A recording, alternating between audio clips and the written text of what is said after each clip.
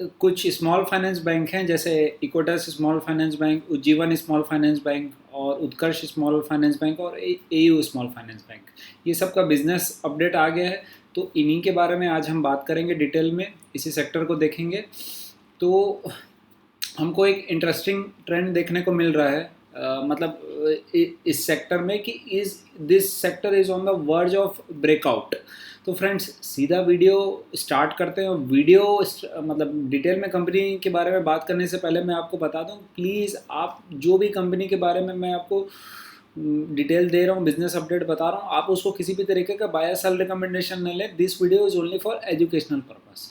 तो friends small finance bank sector क्यों, देखो मैं एक सिंपल सा लॉजिक आपको बताना चाहूँगा कि पैसा कब बनता है मार्केट में। अगर कोई कंपनी 100% से ग्रो कर रही है और उसका पेस ऑफ ग्रोथ अगर 100% उसने फॉर एग्जांपल FY25 में ग्रोथ दी है, लेकिन आने वाले समय में FY26 में अगर उसकी पेस ऑफ ग्रोथ कम हो जाती है, मतलब 50% हो जाती है, तो वो स्टॉक चलना बंद कर देता है, वो as comparative to previous year. मतलब जैसे FY25 में उसकी ग्रोथ थी 100% और अब ग्रोथ कम हो जाएगी, डाउन हो जाएगी, 50% हो जाएगी, तो वो आपको स्टॉक को पैसा बना के नहीं देगा।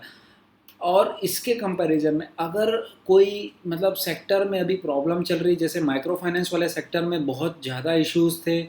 आप देखोगे जितने भी माइक्रो लेंडर्स थे या फिर ये सब स्मॉल फाइनेंस बैंक भी थे, हर जगह फाइनेंशियल्स मतलब बहुत बुरी हालत थी, क्योंकि कलेक्शन एफिशिएंसी में प्रॉब्लम, ओवर लिवरेज हो रखा था। कोई एक पार्टी ने मतलब कम से कम 4-5 बैंकों से उधार लिए हुए थे, पैसा वापस नहीं आ रहा था। इस हिसाब से भाई सब जगह माहौल ख़राब हो चुका था, ठीक है। तो अब क्या है कि जैसे जैसे सिचुएशन सुधर रही, जैसे माइक्रो फाइनेंस के हमको 1-2 क्वार्टर से हमने देखा है कि सिचुएशन बेटर हो रही है। केवल वही 1-2 है, मतलब जो कर्नाटका वाला जो स्टेट है, मैं डिटेल में बात करूँगा एक एक कंपनी के, तो आपको क्लियर हो जाएगा। वहीं बस एक कर्नाटका जो ऑर्डिनेंस आया था कि वहाँ पे उस ऑर्डिनेंस के कारण वहाँ थोड़ी सी कलेक्शन एफिशिएंसी उतनी इम्प्रूव नहीं हुई, बाकी जगह तो बहुत अच्छी मतलब हमको देखने को मिल रहा है। एसेट क्वालिटी में भी इम्प्रूवमेंट आ रहा है, कलेक्शन एफिशिएंसी में भी इम्प्रूवमेंट आ रहा है। तो मैं आपको जो बता रहा था कि जैसे पेस ऑफ ग्रोथ कम होती है, मतलब अगर 100% से 50% में आती है तो वो मार्केट उसको रिवॉर्ड नहीं करता है। Market is a discounting machine. मैं बार बार कुछ वर्ड्स बार बार बोलूँगा ताकि आपके सबकॉन्शियस माइंड में बैठ जाए। लेकिन जो सेक्टर ग्रोथ नहीं कर रहा था, जिसमें प्रॉब्लम्स चल रही थी, और वो अगर सुधरना स्टार्ट होता है, जैसे अभी माइक्रो फाइनेंस और ये सब स्मॉल फाइनेंस जो सेक्टर है, मान लीजिए ये 5 या 10% से ग्रो कर रहे थे, 5 to 10% से, अब थोड़ा सा इसमें सुधार दिख रहा है, क्योंकि अभी तक कलेक्शन एफिशिएंसी अच्छी नहीं थी, तो कहाँ से डिसबर्समेंट बढ़ाएगा, कहाँ से पेस ऑफ लोन बुक का ग्रोथ बढ़ेगा। अब जब कलेक्शन एफिशिएंसी इंप्रूव हो रही है, सब सुधार आ रहा है पूरे इंडस्ट्री में, पूरे सेक्टर में, तो ये अपने डिसबर्समेंट बढ़ाएंगी, अपने क्रेडिट्स बढ़ाएगी और पेस ऑफ लोन बुक का ग्रोथ बढ़ेगा, ठीक है। 10 से अगर वो 15% होता है, 20% होता है, तो मार्केट उसको बहुत अच्छा रिवॉर्ड करता है। मतलब आप देख लो कि टेक्निकली भी मैं थोड़ा सा दिखा दूंगा कि मतलब 200 डेज मूविंग एवरेज या 50 डेज मूविंग एवरेज लगा के आप देखोगे, तो ये सब जो स्टॉक्स है, मतलब स्मॉल फाइनेंस बैंक के, ये ब्रेकआउट के वर्ज में है। ये हमको क्लियर चार्ट से भी विजिबल हो रहा है कि भाई लगभग बॉटम आउट होके सिनेरियो हमको दिख रहा है, ठीक है। तो क्या बोला मैंने कि हमको फ्यूचर का देखना है। मतलब जब market is what is a discounting machine, आगे जाके देख रही है इसकी सिचुएशन ख़राब है, वो धीरे धीरे सुधर रही है और आने वाले समय में और सुधरेगी, तो ये उसको और उतना ज़्यादा रिवॉर्ड करेगा। मतलब यहाँ पैसा बनाने के चांसेस बहुत ज़्यादा बढ़ जाते हैं एज़ कम्पेयर टू जो बिजनेस 100% से भी अगर ग्रोथ कर रहा था, उसके बाद वो 50% से भी ग्रो करेगा। मतलब 50% ज़्यादा बड़ा है एज़ कम्पेयर टू 20%। मतलब अगर कोई कंपनी 10% से 20% के ग्रोथ में आई, मान एक सिंपल सा, चलो थोड़ा सा कंफ्यूजिंग हो रहा है तो मैं एग्जांपल के साथ बताता हूँ। तो देखो ये कंपनी ए है, ये ग्रो कर रही है 100% से। अब ये मतलब FY25 में इन्होंने 100% से ग्रो की और ये FY26 में 50% से ग्रोथ करेगी। और इधर है अगर कोई कंपनी जो FY25 में 5 to 10% से ग्रो कर रही थी और ये आने वाले समय में पेस ऑफ ग्रोथ बढ़ने वाला, मतलब FY26 में इसका 20% से ग्रोथ होगा। तो ऑब्वियस है इसको, मार्केट क्या है, मार्केट फ्यूचर का देखता है, market is a discounting machine. तो मार्केट इसको ज़्यादा रिवॉर्ड करेगा, मतलब यहाँ पैसा बनाने के चांसेस ज़्यादा रहेंगे। तो ये सिंपल सा लॉजिक मैं आपको बताने वाला था। अब देखो, अब डिटेल में एक एक कंपनी का बात करते हैं, जो जो बिज़नेस अपडेट आए हैं। जैसे जैसे मैं बता रहा था कि कुछ ओवर लिवरेजिंग हो गई थी, सब मतलब सब जगह सिचुएशन बहुत बैड हो गई थी। और अगर मान लीजिए कुछ ख़राब होती भी है सिचुएशन, तो आजकल तो माहौल मार्केट ऐसा है कि इतना एआई टूल्स और ये वो मिनटों पे, कुछ सेकंडों में, मतलब अगर थोड़ा सा भी ख़राब होता है कि यार प्रॉफिट हल्का सा भी डाउन हुआ, पिछले बार 20% से अभी 18%, तो उसको भी मतलब परसेप्शन वैल्यू इतनी वो हो गई है ना, कि इतनी ज़्यादा परसेप्शन बढ़ गया लोगों में ना, कि उसको और बुरी तरह बीट कर देते हैं। तो माइक्रो फाइनेंस वगैरह में सिचुएशन सुधर रही है, हमको देखने को मिल रहा है, स्मॉल फाइनेंस बैंक में भी देखने को मिल रहा है। और अभी इसके जो वैल्यूएशन है वो भी मैं आपको लास्ट में दिखाऊंगा कि कितने अट्रैक्टिव अभी वैल्यूएशन है स्मॉल फाइनेंस बैंक सेक्टर में पूरे। अब देखो उज्जीवन का हम देखते हैं, इसका बिजनेस अपडेट आया। तो इसमें क्या है, इनके डिपॉजिट्स बढ़े हैं 19%, ईयर ऑन ईयर ग्रोथ आया है। मतलब जो लास्ट ईयर इनका डिपॉजिट्स था 31,000 से अराउंड 37,000 के आसपास आ गया है। तो भाई डिपॉजिट में तो बहुत अच्छा ग्रोथ है, और कासा रेशियो में भी बहुत अच्छा इंप्रूवमेंट है। कासा रेशियो सिंपल मैं आपको बता दूं कि कासा क्या होता है, जो करंट अकाउंट और सेविंग अकाउंट्स वाली जो बुक होती है ना, जैसे बैंक को डिपॉजिट्स होते हैं, मतलब जैसे ये स्मॉल फाइनेंस बैंक है, इसको व्यापार करना है तो ये कहीं ना कहीं से पैसा जुगाड़ करेगी, तब तो अपने कस्टमर को दे के पैसा कमाएगी। तो कासा रेशियो में मतलब आप, मैं और हम जैसे पब्लिक जो लोग हैं वो जाके इनके यहाँ डिपॉजिट करते हैं, उसके बदले हमको इंटरेस्ट देती है बैंक। तो ये कासा अकाउंट होगा। और एक एक इसका जो टर्म डिपॉजिट्स होता है, मतलब ये बड़े बैंकों से या और जो बड़े बड़े मतलब जो भी लेंडर्स हैं उनसे ये सोर्स करेगी फंड, तो उसको हम अलग टर्म डिपॉजिट्स बोलते हैं। तो कासा में बेनिफिट ये रहता है कि इसमें बहुत रेट ऑफ इंटरेस्ट इनको कम में, बहुत बहुत कम रेट ऑफ इंटरेस्ट में पैसा मिल जाता है। मान लीजिए 5% में, 6% में मिल जाता है, तो ये अपने कस्टमर को 10-12% चार्ज कर देती है, ठीक है। और वहीं टर्म डिपॉजिट्स वगैरह में थोड़ा सा रेट ऑफ इंटरेस्ट बढ़ जाता है। इसीलिए कासा का बहुत अच्छा महत्व हमको देखना चाहिए। कासा रेशियो इनका भी लगभग मेंटेन्ड है 25% के आसपास, ठीक है। कासा बुक में ग्रोथ भी आई है 8,300 करोड़ से सीधा सीधा 9,600 के आसपास। और क्रेडिट टू डिपॉजिट रेशियो भी देखो, उज्जीवन स्मॉल फाइनेंस बैंक का बहुत अच्छा रहा, मतलब 95 से सीधा सीधा 85% आ गया है, ठीक है। नॉर्म्स है जैसे आरबीआई की कि 100 से कम होना चाहिए, 80-90 के आसपास, मतलब ये नॉर्म्स चेंज होते रहते हैं, लेकिन लगभग 80 के आसपास रहे तो बहुत अच्छा है। अब देखो, अब लोन बुक का ग्रोथ देखते हैं, ठीक है। लोन बुक का ग्रोथ में हम इसका क्या है, जो ग्रॉस लोन बुक है 7.9% से ग्रोथ आया। देखो मैं क्या बताया, जब प्रॉब्लम चल रही है सेक्टर में भाई, कलेक्शन इफ़िशिएंसी, मतलब पैसा आ ही नहीं रहा था, तो कहाँ से, आपकी दुकान में आपने उधारी दिया हुआ है, सिंपल मैं एग्जांपल बताता हूँ, तो वो उधारी पैसा आपका वापस नहीं आ रहा है, तो आप बिज़नेस बढ़ाने में ध्यान दोगे कि पहले वो उधारी को कलेक्शन करने में ध्यान दोगे, सिंपल सी बात है। तो पूरी इंडस्ट्री का अभी यही हाल था। इसीलिए लोन बुक का हमको देखने को मिला इस ईयर में ज़्यादा बड़ा नहीं है पेस ऑफ लोन बुक का ग्रोथ। अब देखो, अब इसमें मज़े की बात ये है कि ये सब जो कंपनियां हैं, जैसे उज्जीवन है, इक्विटास है, और उत्कर्ष स्मॉल फाइनेंस बैंक है, ये क्या है, जैसे माइक्रो फाइनेंस में इशू आया, मतलब माइक्रो फाइनेंस लोन वो होता है जहाँ जो अनसिक्योर्ड लोन रहता है, वहाँ पे कुछ भी मतलब आप कोलेटरल नहीं रखते हो या मॉर्गेज नहीं कराते हो प्रॉपर्टी का, है ना, कोई भी सिक्योरिटी नहीं रहती। तो उसके कारण क्या है, उसमें डिफ़ॉल्ट होने के चांसेस बहुत बढ़ जाते हैं, प्रोविजंस ज़्यादा देने पड़ते हैं बैंक को। तो इसके चलते जैसे ये वाला जो लोन है, लोन बुक है, जो ये वाली जो माइक्रो फाइनेंस वाली, वो ये सब जो बैंक है, स्मॉल फाइनेंस जो बैंक है, शुरुआत इन्होंने माइक्रो फाइनेंस से की थी, धीरे धीरे सेक्योर्ड लोन बुक में बहुत अपना तेज़ी से बढ़ गए हैं इस समय। और टारगेट भी इनका यही है, जैसे हमको दिख भी रहा है। लगभग इनका जो सिक्योर्ड लोन बुक है जो लास्ट ईयर था 8,900 के आसपास, वो अभी हो गया 14,000 करोड़ के आसपास। मतलब आप सोचो कि 56% में जंप आया है लोन लोन बुक, मतलब जो सिक्योर्ड वाला पार्ट है। मतलब बहुत अच्छी बात है कि लोन बुक एक अच्छी जगह डायरेक्शन, मतलब मैं क्या बोला कि हमको डायरेक्शन देखना है आगे फ्यूचर का, किस जगह बढ़ रही है कोई भी कंपनी को हम स्टडी कर रहे हैं। तो अब जो माइक्रो फाइनेंस वाला जो इसका अ, वो है लोन बुक है, उसमें देखो -18% हुआ है लास्ट ईयर से, इन्होंने घटाया है उस लोन बुक को। इसीलिए ओवरऑल हमको सिर्फ 7-8% ही दिख रहा है, क्योंकि माइक्रो फाइनेंस, क्योंकि जो सिक्योर्ड लोन बुक था इनका 30% के आसपास कंट्रीब्यूट करता था, और वो अभी 43% कर रहा है। तो ये सिक्योर्ड की तरफ और बढ़ रहे हैं। हाँ, इसमें ऑब्वियस है यील्ड थोड़ा सा कम हो जाता है। यील्ड मतलब प्रॉफिट मार्जिन या इंटरेस्ट इनकम, आप जो जो भी बोल लो।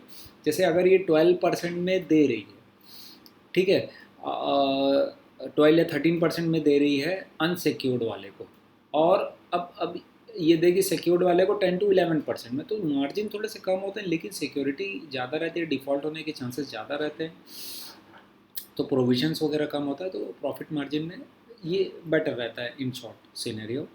ठीक है, तो ये हो गया लोन बुक का, हमने देख लिया। अब देखो ओवरऑल जो डिसबर्समेंट है इन्होंने दिया है, ओवरऑल इन्होंने दिया, सॉरी, ओवरऑल जो है 11% के आसपास ग्रोथ आई है टोटल मिला के।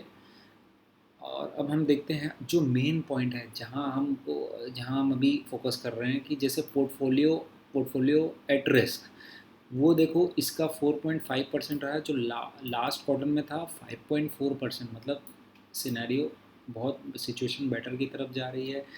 ग्रॉस ग्रॉस नेट एनपीए भी अच्छी सिचुएशन में है, 2.2%, जो लास्ट ईयर 2.7% थे। ठीक है, कलेक्शन एफिशिएंसी जो मेन है, सबसे ज़्यादा जो ज़रूरी है, कलेक्शन एफिशिएंसी 96.9%, फेब में 96.6%, जनवरी में 96.3%। इसमें भी आप देखोगे जो मेन है 96% क्यों जा रहा है, क्योंकि कर्नाटका वाले रीजन के कारण। तो कर्नाटका में बाकी ओवरऑल आप देखोगे तो माइक्रो फाइनेंस वाली बुक का अगर हम देखें कलेक्शन एफिशिएंसी, तो ओवरऑल 99% के अबव है। ठीक है, और इसमें कर्नाटका में ही 98.7%। तो क्लियर हो रही है पिक्चर कि भाई इंडस्ट्री मतलब ब्रेकआउट के तरफ है, और नंबर्स बहुत सब अच्छे रिपोर्ट कर रहे हैं। अब हम बात करेंगे उज्जीवन हो गया, नेक्स्ट हम देखेंगे आप इक्विटस स्मॉल फाइनेंस का एक बार देख लेते हैं। देखो इक्विटस स्मॉल फाइनेंस में भी क्या हुआ है, इसका भी जो टोटल डिपॉजिट्स का ग्रोथ आया 19% के आसपास बढ़ा है। ठीक है, और इसका कासा जो है कासा भी 7.3% के आसपास बढ़ा है। कासा रेशियो इसका 32% से 29%, मतलब थोड़ा सा कम हुआ है। लेकिन आप देखोगे इसका एक समय जो कासा रेशियो था ना 40% के आसपास था, जब इंडस्ट्री मतलब लास्ट टाइम जब साइकिल साइकिल टर्न हुई थी, जब मतलब माइक्रो फाइनेंस वाला सेक्टर जो बैड कंडीशंस के लिए जब टर्न हुई थी साइकिल, उस समय 40% के आसपास था कासा रेशियो। लेकिन अब जैसे धीरे धीरे डिपॉजिट्स अदर बढ़ गए इनके, तो उस हिसाब से 32%, फिर धीरे धीरे 29%। मतलब 29% भी ऐसा बुरा ख़राब नंबर नहीं है सच, लेकिन ठीक है, मेंटेन्ड है अभी ऐसा रेशियो। और आप देखोगे अब इनका जो एडवांसेस है उसमें देखो जो माइक्रो फाइनेंस वाला जो सेगमेंट है उसमें -27% के आसपास डी ग्रोथ हुई है लोन बुक। ठीक है, -27%, मतलब जो लास्ट ईयर 6,200 के आसपास था वो 4,500 करोड़ करीब हो गया है। और अब बाकी जो एडवांसेस है उसमें 20% की ग्रोथ आई है। बाकी जो एडवांसेस हैं उसमें 20% की ग्रोथ आई है, तो टोटल ग्रॉस एडवांसेस 11% इसमें भी। चूँकि इसका जो है सिक्योर्ड लोन बुक काफ़ी बड़ा है, 80-85% के आसपास कंट्रीब्यूट करता है, और इन्होंने लगभग अपनी लोन बुक को मतलब पूरा सिक्योर्ड कर लिया है इसमें। अब देखो इनका कुछ एसेट क्वालिटी की बात करते हैं हम, जैसे एमएफआई वाला जो सेगमेंट है उसमें हम देखें, ग्रॉस एनपीए जो है वो अराउंड अराउंड Q4 में 14.37% और Q3 में 14.83%।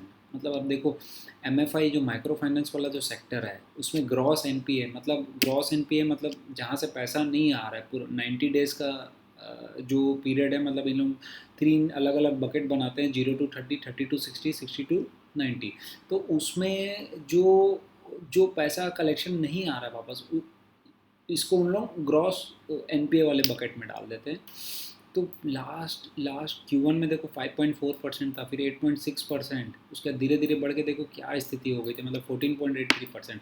अब अच्छी बात क्या है कि उसमें सुधार देखने को मिल रहा है, मतलब इस क्वार्टर में हमको देखा कि 14.37% हो गया फ्रॉम 14.83%। ठीक है। और नॉन एमएफआई वाला जो सेगमेंट है, मतलब ये जैसे इसका तो मेजर जो कंट्रीब्यूशन है नॉन एमएफआई वाले सेक्टर से ही है, जैसे 4.82% था। ठीक है। ग्रॉस एनपीए क्वार्टर वन में, फिर क्वार्टर टू में 5% हो गया, क्वार्टर थ्री में भी 4.95, और इसमें सुधार देखने को मिला, अच्छी बात है, 4.48%। तो ओवरऑल हम देखें तो ट्रेंड बेटर की ओर है। अब ये ध्यान देगी अपने डिपॉजिट्स को, सॉरी अपने लोन बुक को बढ़ाने में, डिसबर्समेंट को बढ़ाने में। ठीक है। अब इनकी कलेक्शन इफ़िशियंसी भी इसमें हम देखें, देखो इनका भी कलेक्शन इफ़िशियंसी टोटल जो ओवरऑल है उसमें भी इम्प्रूवमेंट हुआ है, 97.83% से मार्च में 98.36% हो गया फैब के मुकाबले। कर्नाटका में ही जैसे मैंने बताया, जो ऑर्डिनेंस के कारण सबकी स्थिति ख़राब है, इनका थोड़ा सा ज़्यादा है लोन बुक वहाँ पे जो कंट्रीब्यूशन है कर्नाटका में। तो ठीक है।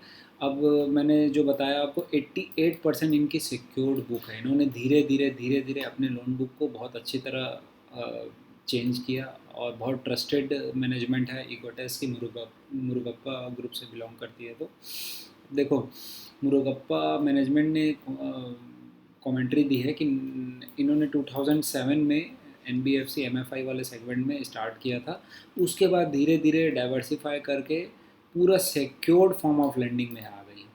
लगभग आज की डेट में इनका सिक्योर्ड लेंडिंग जो 88% कंट्रीब्यूट कर रहा है टोटल डिसबर्समेंट को। तो फ्रेंड्स अब हम थोड़ा देखेंगे और इनका क्या कमेंट्री आगे। देखो, x bucket collection efficiency in micro finance which had gone down in the beginning of FY25, जो हमने देखा कि मतलब जो कलेक्शन इफिशिएंसी है इसमें माइक्रो फाइनेंस वाले सेक्टर में वो बहुत ज़्यादा बुरी हो गई थी। लगभग 94% यहाँ चले गई थी, यहाँ तो ओवरऑल 98% चले गई थी। उसमें अब हमको इम्प्रूवमेंट दिख रहा है, मतलब 98.93% हो गया। ठीक है। और ये तो अभी Jan 25 का डाटा है, जो Q1 का ये बता रहे हैं कि कलेक्शन एफिशिएंसी, मतलब स्टार्ट ऑफ ये वाला जो फिजिकल ईयर FY25 वाला जो गया क्वार्टर वन में बहुत बुरी स्थिति थी। उसके बाद ये इम्प्रूवमेंट Q4 सामने को देखने को मिल रहा है अपने को। ठीक है। कर्नाटका में भी दे आर सेइंग कि Karnataka is also showing signs of improvement in March, मतलब इस मंथ में कर्नाटका वाले जो रीजन है उसमें भी हमको इम्प्रूवमेंट देखने को मिला है। ठीक है। अब फ्रेंड्स, अब AU का भी रिजल्ट आ गया आज, AU स्मॉल फाइनेंस बैंक का। थोड़ा सा AU स्मॉल फाइनेंस को भी देख लेते हैं एक बार। ठीक है। अब इनका जो आया, इन्होंने तो आज रिज़ल्ट ही डिक्लेयर कर दिया। अराउंड अराउंड मैं देख रहा था, इसका जो एडवांसेस आया इनका जो, एक सेकंड ना, जस्ट गिव मी 1 मिनट। इनका जो एडवांसेस आया वो अराउंड अराउंड 26% से ग्रोथ आई। ठीक है। एडवांसेस में, मतलब जो डिसबर्समेंट इन्होंने किया, और डिपॉजिट ग्रोथ इनका 27% के आसपास आया। उसके बाद इनकी अर्निंग्स में अच्छा खासा जंप आया, 36% के आसपास जंप आया। ठीक है। और अर्निंग्स पर share grew by 19% year on year. और इसके कुछ डाटा जो काम के हैं एक बार मैं आपको और इन शॉर्ट बता देता हूँ। इनकी जो अनसिक्योर्ड वाली लोन बुक है वो भी काफ़ी कम है, 9% के आसपास है ओनली। ठीक है।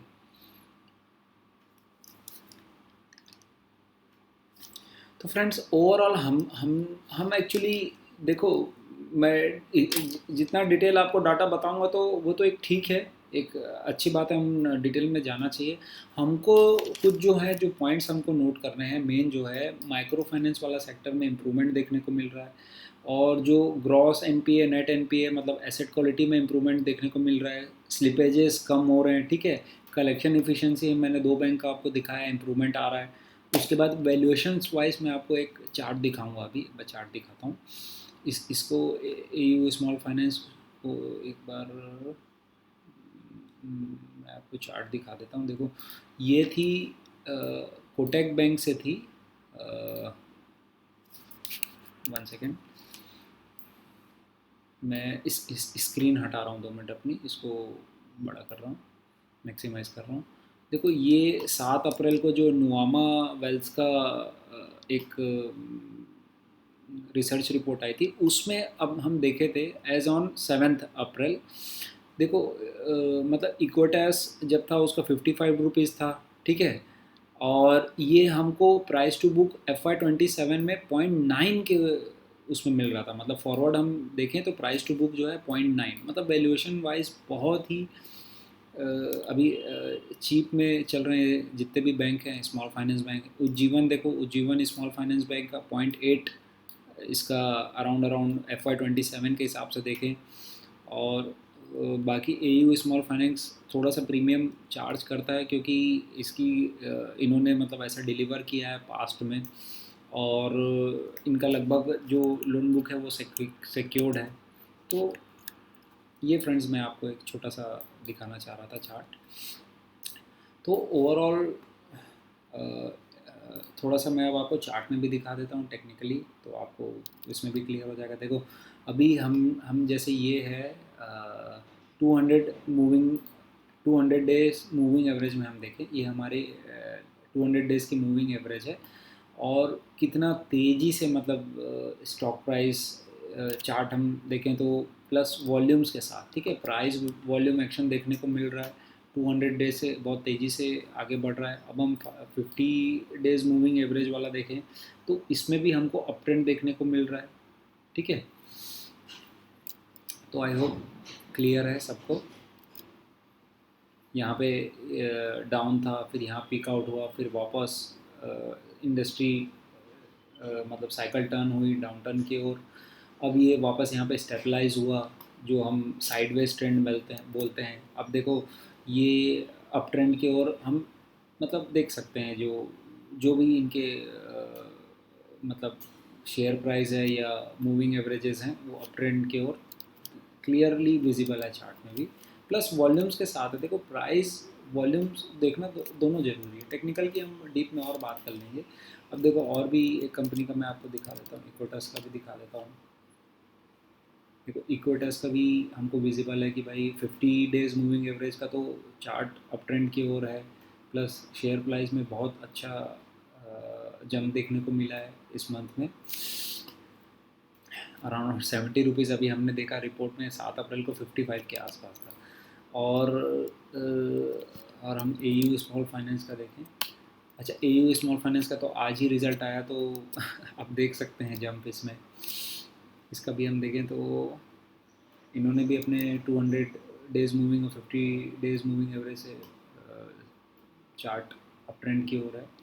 तो फ्रेंड्स ओवरऑल ये थे, मैंने कवर किए कि भाई स्मॉल फाइनेंस सेक्टर में क्या चल रहा था, और कैसे हमको दिख रहा है कि ब्रेकआउट के वर्ज में है सेक्टर, और क्यों क्यों हमको आगे का सोचना चाहिए। उसके बाद फिर हमने कुछ टेक्निकली चार्ट्स में भी देखा कि अ, क्या जो हम सोच रहे हैं वैसा हम देख पा रहे हैं प्राइस वॉल्यूम एक्शन में भी। तो ये था फ्रेंड्स शॉर्ट मतलब simple video small finance sector के ऊपर। इसी टाइप के वैल्यूएबल वीडियोस के साथ नेक्स्ट टाइम हम आपसे और मिलेंगे। तब तक के लिए जय हिंद।